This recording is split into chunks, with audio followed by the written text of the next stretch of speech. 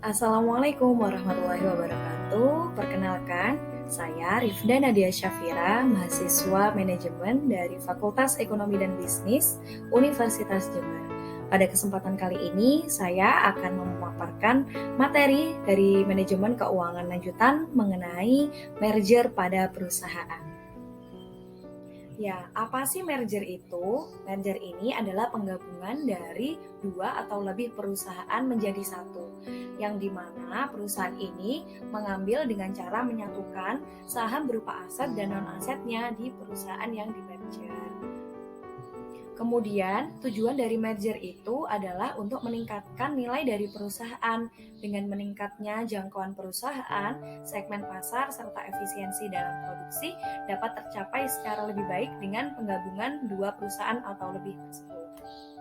Nah, manfaat dari adanya merger, yakni yang pertama, meningkatkan pendapatan pada perusahaan. Kemudian yang kedua, adanya efisiensi dari biaya operasional. Yang ketiga, kapitalisasi pasar di perusahaan itu pastinya semakin meningkat. Kemudian kualitas SDM juga semakin meningkat dan dapat memperbaiki posisi keuangan dan kualitas dari neraca perusahaan. Dan keputusan yang diambil pun adalah keputusan yang terbaik, ya, lebih baik kualitas keputusannya. Dan yang terakhir, adanya keuntungan dari pajak itu sendiri. Nah, selanjutnya mengenai tipe-tipe dari merger itu sendiri. Yang pertama yakni mengenai merger horizontal. Merger horizontal ini adalah penggabungan dua atau lebih perusahaan yang masih dalam industri yang sama. Biasanya merger horizontal ini terjadi antar sesama pesaing yang menawarkan barang atau layanan yang sama. Tujuan adanya merger horizontal ini menciptakan adanya perusahaan baru yang pangsa pasarnya pastinya lebih besar dan biaya operasional yang dikeluarkan lebih sedikit. Kemudian yang kedua adanya merger vertikal. Ini penggabungan dua perusahaan atau lebih yang memproduksi barang atau jasa yang berbeda tetapi masih dalam rantai pasokan industri yang sama.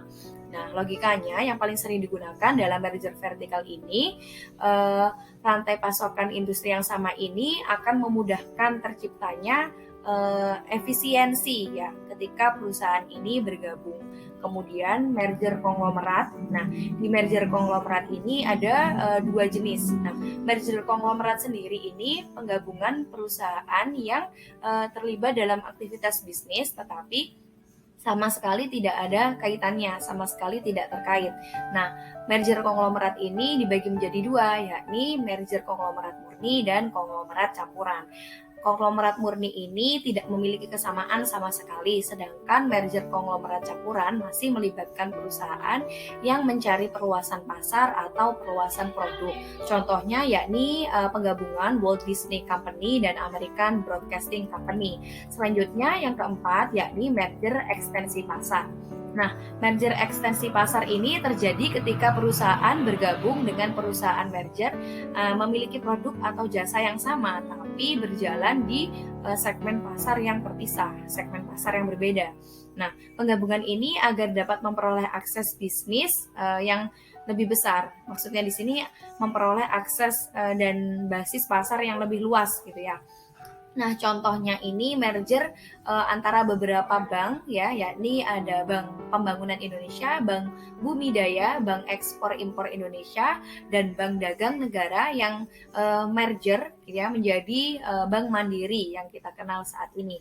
Yang selanjutnya yakni mengenai merger ekstensi produk. Nah, ini menggabungkan perusahaan dengan produk yang saling terkait dan beroperasi di pasar yang sama. Nah, hal ini memungkinkan untuk mengelompokkan produk dan mendapatkan akses yang lebih besar. Tentunya akan mendapatkan keuntungan yang lebih besar.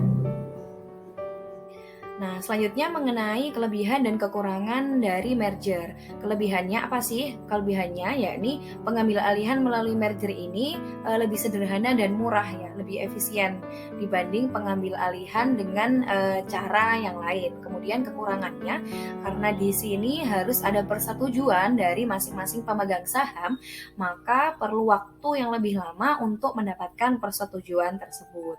Nah, selanjutnya untuk memergerkan perusahaan tentunya dilakukan analisis terlebih dahulu, yakni dengan pendekatan arus kas diskonto ya, dengan melihat laporan performa, kemudian memperkirakan tingkat diskonto dan menilai arus kasnya.